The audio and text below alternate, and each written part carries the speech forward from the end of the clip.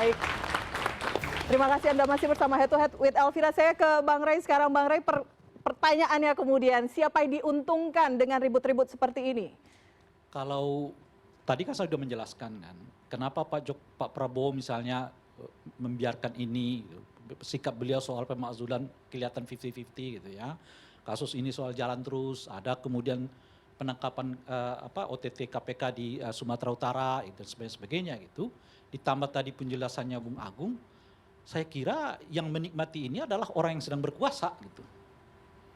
Karena itu tadi, karena isu ini semuanya kesedot ke Solo gitu ya, ke Pak Jokowi, orang lupa tuh ada perjanjian yang baru yang dibuat oleh Pak Prabowo dengan Trump gitu ya, yang istilah saya itu 4,5 berbanding 1. Amerika dapat 4,5, kita cuma dapat 1 gitu ya, penurunan tarif dari 32% ke 19% gitu.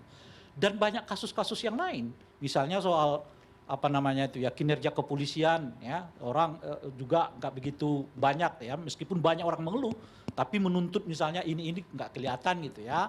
Banyaklah perihal-perihal yang kita lihat secara politik nasional ini terlewat dari peristiwa-peristiwa berbagai kasus ini gitu.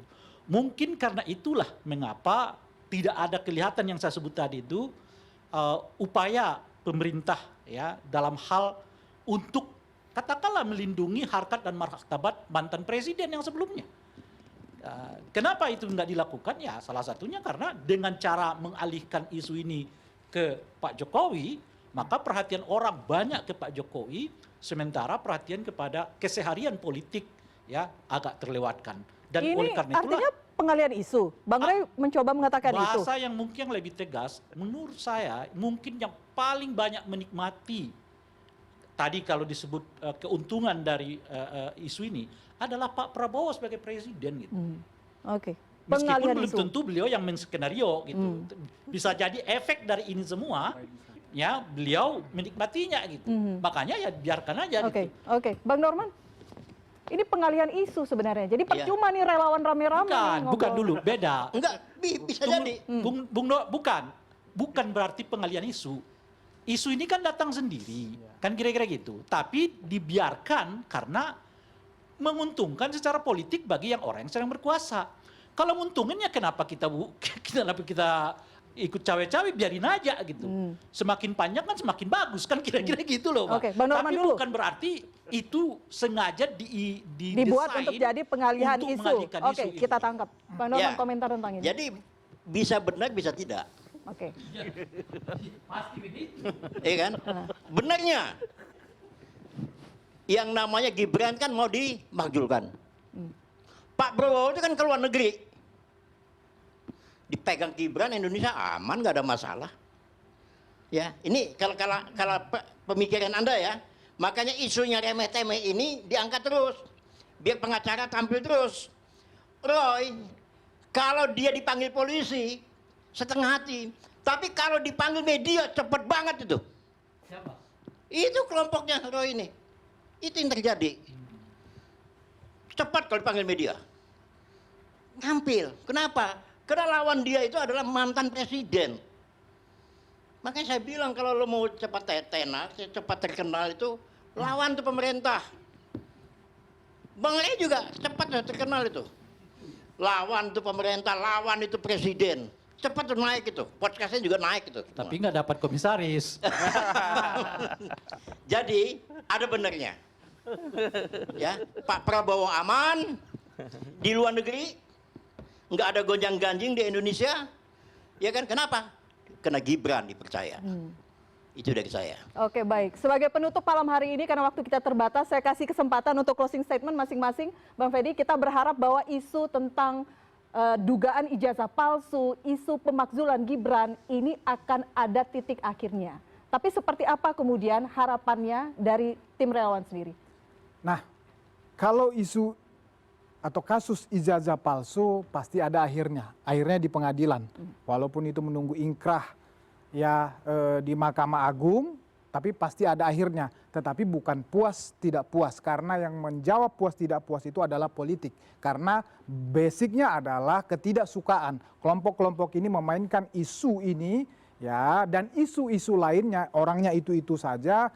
karena basicnya adalah politik, karena berada di posisi yang berbeda, khususnya pada saat pilpres. Oleh karena itu biarkanlah mekanisme hukum, kita harus memberikan pelajaran kepada publik ya bahwa kasus ini harus dipahami awalnya adalah memfitnah, mencemarkan nama baik dengan dokumen yang diambil entah dari mana, kemudian dioprek-oprek, kemudian menuduh ijazah palsu, maka itu ada hukumnya. Sedangkan politik, oke kita berselancar, Pak Jokowi berselancar, silahkan memainkan. Pak Jokowi juga mengatakan ini tentu ada tujuan politiknya Bang Rey, bukan sekedar tidak ada tujuannya karena Pak Jokowi juga politisi kawakan, ya jadi silahkan nanti ada proses politik juga yang akan terbangun, ujungnya juga nanti bisa akan kita lihat, tetapi otomatis bukan sekarang. Oke. Ke depan pasti akan kelihatan apa tujuannya ini. Baik, baik. Ya, Terima saya kasih. senang. Closing statement, Bang Rey. Pak Jokowi artinya dengan isu ini juga berpolitik. Nah itu menurut Saudara Manik. Nah, saya senang pengakuan ini karena selama ini dikesankan bahwa Pak Jokowi itu murni ya menghadapi persoalan yang menghantam dirinya. Jadi kalau ada pertanyaan juga yang menyebut apakah Pak Jokowi menikmati isu ini, kalau mungkin kerangkanya politik boleh jadi. Kan itu tadi disebut oleh Damanik bahwa Pak Jokowi juga mengambil mengambil keuntungan politik dari sini gitu. Maka mungkin karena itulah kemudian Pak Jokowi juga nggak buru-buru menunjukkan ijazah ini. Sebab kalau buru-buru ditunjukkan permainan politiknya ini selesai. Beliau nggak diperbincangkan terus-menerus meskipun dalam ranah yang kelihatan negatif. Nah oleh karena itu semuanya secara politik diuntungkan gitu. Nah tapi keuntungan terbanyak ada pada orang yang sedang berkuasa. Oke. Karena dengan cara ini kemudian orang terlupakan pada persoalan-persoalan yang sebetulnya menjadi masa depan kita. Oke, baik. Mbak Norman, closing statement. Ya, kalau saya sih sebenarnya disudahin saja melalui pengadilan. Udahlah kita nggak usah lagi cari-cari momentum ini ya ke Jogja terus cari-cari itu si Roy itu bawa fotokopi banyak-banyak apalagi. Tunggu saja dari pengadilan. Nah, pengadilan ini kami berharap dari pengadilan ini transparan. Ya, transparan dan tolong dipulihkan nama baiknya Pak Jokowi. Karena bagaimanapun juga dia adalah mantan presiden kita. Orang baik loh, 10 tahun. Hasilnya juga kelihatan kok. Hasil dari pembangunan itu. Itu dari saya. Dan kita juga harus hargai legasi itu. Baik. Closing statement? Ya, yang pertama kalau ditanya apakah diuntungkan dengan perkara ini klien kami, ya sederhana saja, logika saja. Karena perkara ini klien kami dilaporkan ke polisi berujung potensi di penjara. Apa sih yang menguntungkan masuk penjara? Nggak ada yang diuntungkan. Justru inilah resiko bagi orang yang berjuang, membela kebenaran, resiko apapun dihadapi.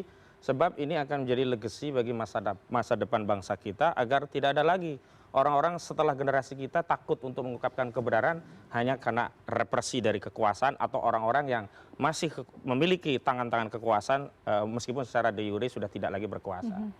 Yang kedua, saya ingin ingatkan bahwa hari ini yang terjadi adalah konfirmasi dari kesalahan periode sebelumnya di mana tidak ada kejujuran. Kalau kejujuran dibangun sejak awal, sejak belum dipersoalkan, sejak belum menjadi masalah ini membesar, tentu masyarakat akan punya sikap batin segera mengakhiri persoalan ini dengan kejujuran itu. Dan yang terakhir, yang ketiga, Rismon Sianipar itu kena potensi penjara. Maka sebagai warga negara dia punya hak untuk membela diri. Dan upaya-upaya yang dia lakukan hari ini sampai ke Jogja adalah bagian dari rencana dia untuk membela diri, sementara pada saat sama orang yang ingin merepresi dirinya masih tetap kekeh, bahkan playing victim seolah-olah orang yang melaporkan itu tidak bersalah sementara orang yang dilaporkan seolah bersalah. Itu saja dari saya. Baik, jadi upaya pembelaan diri begitu ya? Ya. Closing Banyak statement orang Bang Rifai. bilang antara politik dan hukum ini dua mata uang yang berbeda sisi. Manakala dia berjalan linear, it's okay. Tapi pada saat berbenturan, dalam pandangan saya hukum yang harus jadi panglima di sebuah negara hukum. Maka dari proses hukum ini juga akan terlihat terang benderang ada kepastian dan ada akhir. Apakah soal jasa ini palsu atau tidak. Dan perkembangan terakhir dari semua upaya hukum yang ada ini, yang paling progres adalah LP yang hanya satu kali kami lakukan. Ya, kami banyak sekali dilaporkan kanan kiri digugat. Kami hanya melakukan satu upaya hukum dan progresnya sudah semakin baik. Beberapa hari yang lalu sudah ditingkatkan ke penyidikan. Apa artinya? Dalam hukum artinya sudah terbukti Pak Jokowi menjadi korban tindak pidana yang dilakukan oleh sekelompok orang. Artinya sudah ada tersangka? Sudah terbukti bahwa Pak TW. Jokowi korban tindak pidana yang dilakukan sekelompok orang, baik fitnah, pencemaran dan sebagainya macamnya. Di tingkat penyidikan adalah tinggal mencari siapa tersangkanya, lalu alat buktinya apa saja untuk kemudian dilanjutkan ke persidangan. Oke, baik Bang Rifai. Sebagai penutup, Mas Agung? Ya, pertama politik itu kadang soal persepsi dan opini, Mbak Fira. Sehingga siapa yang bisa memenangkan itu dengan konsisten, maka sedikit banyak akan menjadi perbincangan publik. Nah, saya berharap persepsi dan opini yang ada di publik ini persepsi dan opini yang positif, konstruktif, dan produktif. Kalau misalkan ijazah ujungnya ada proses hukum yang jelas, ingkrah gitu ya, di Mahkamah Agung misalkan, kemudian di politik, ya kita menanti sebenarnya ini what next Pak Jokowi misalkan. Apakah berpartai, tidak berpartai, untuk mencari perisai beliau bersama untuk keluarganya. Karena semua ex-presiden itu punya partai. Nah, Pak Jokowi kalau tidak berpartai, apa ya perisainya? Saya masih bertanya di situ. Nah, yang kedua, yang paling utama sebenarnya Mas Gibrannya juga. Karena kan selain ijazah, karena tadi kita bahas ijazah terus nih, ya. Ini kan Mas Gibran pemakzulan. Mas Gibran harus meningkatkan kinerjanya. Supaya apa? Supaya orang lupa tentang pemakzulan, yang orang ingat kinerja Mas Gibran yang luar biasa. Mungkin seperti itu. Oke, Mas Agung, terima kasih. Terima kasih sekali lagi Bapak-Bapak sudah bersama kami malam hari ini. Sama-sama. Di negeri ini politik tak pernah benar-benar pensiun. Pensiun dari jabatan bukan berarti pensiun dari percakapan. Benarkah ini semua adalah upaya menjatuhkan reputasi atau justru bagian dari strategi untuk menjaga agar panggung politik tetap kukuh berdiri? Saya Elvira Karunisa, kita jumpa lagi di Head to Head with Elvira pekan depan. Terima kasih, selamat malam.